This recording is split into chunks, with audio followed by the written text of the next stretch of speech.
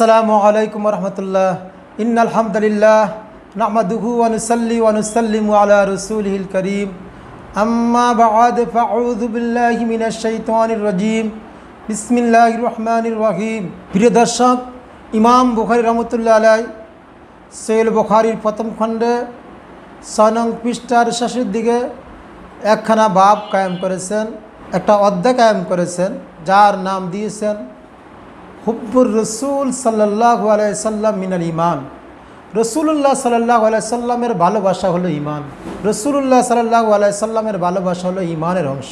এই বাবের অধীনে তিনি হাদিস এনেছেন। এর মধ্যে একখানা হাদিস হলো হযরত আবু হুরায়রা রাদিয়াল্লাহু তাআলা আনহু থেকে। রসুলুল্লাহ সাল্লাল্লাহু আলাইহি সাল্লাম বলেছেন, ওয়াল্লাযী নাফসি বিয়াদি, সেই সত্তার, সে জাতের কসম করে বলছি যার হাতে আমার জান। রসুলুল্লাহ সাল্লাল্লাহু আলাইহি সাল্লাম খুব গুরুত্ব আজমত বোঝানোর জন্য আল্লাহ তাআলার কসম করে বলেছেন যে লা ইউমিনু আহাদুকুম হাত্তা আকুনা আহাব্বা ইলাইহি মিন ওয়ালিদিহি ওয়ালাদিহি, তোমাদের মধ্যে কেউই ততক্ষণ পর্যন্ত পূর্ণ ঈমানদার হতে পারবে না যতক্ষণ পর্যন্ত তার পিতামাতা এবং তার সন্তানের চেয়ে আমি তার কাছে বেশি ভালোবাসার পাত্র না হই। অর্থাৎ যতক্ষণ পর্যন্ত সে আমাকে তার সন্তান এবং তার পিতামাতার চেয়ে বেশি ভালো না বাসবে ততক্ষণ পর্যন্ত ওই লোকটা পূর্ণ ঈমানদার হতে পারবে না।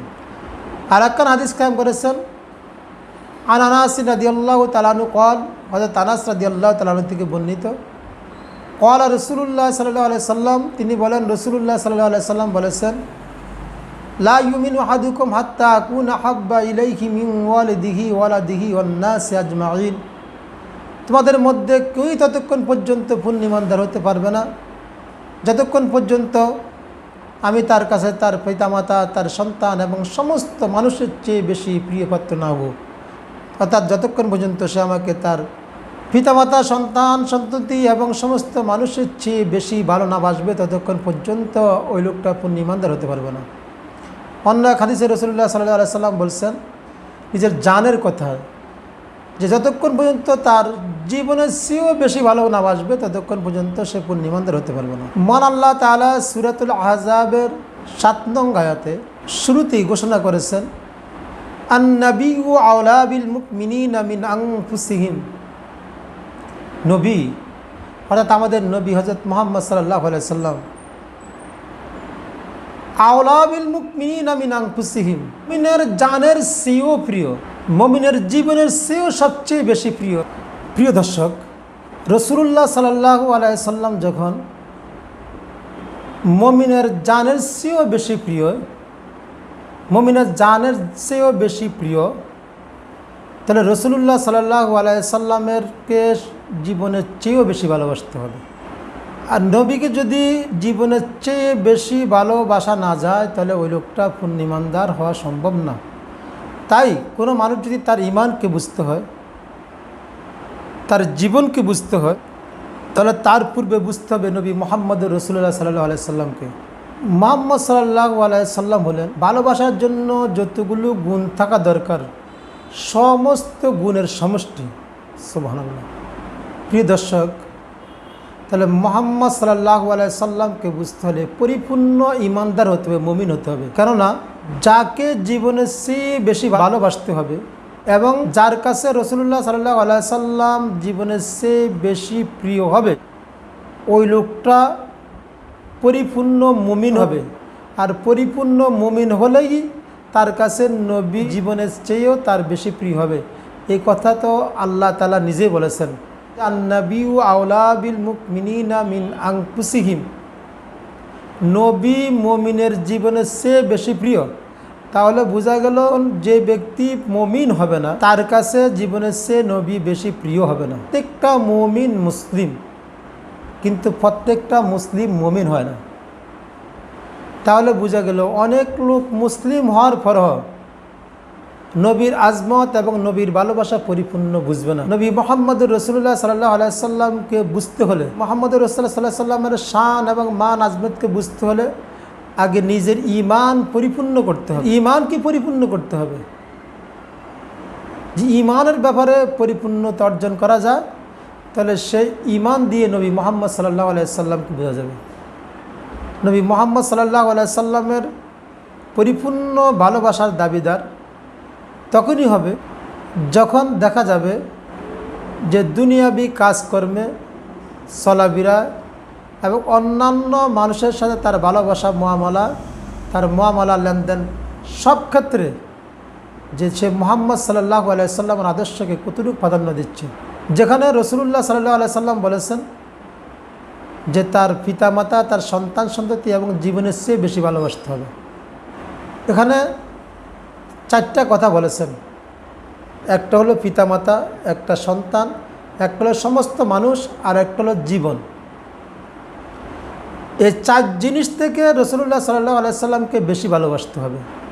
এই 4টা জিনিসকে যদি আমরা সামনাসামনি আনি তাহলে আমরা উপলব্ধি করতে পারবো যে এই 4টা জিনিসের চেয়ে ভালোবাসাটা কেমন হয়, এই 4 জিনিস চেয়ে আবার বেশি ভালোবাসাটা কেমন হয়। সামনাসামনি নিয়ে আসি। মনে করেন আমরা আমাদের পিতামাতাকে ভালোবাসি, আবার সন্তানকেও ভালোবাসি।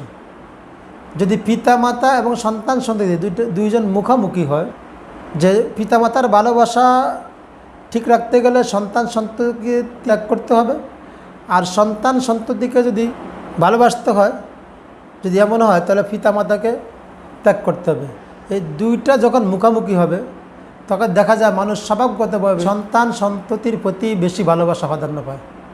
সেক্ষেত্রে দেখা যায় পিতামাতার থেকে সন্তান সন্ততিকে নিয়ে তার থেকে মানুষ দূরে সরে যায়।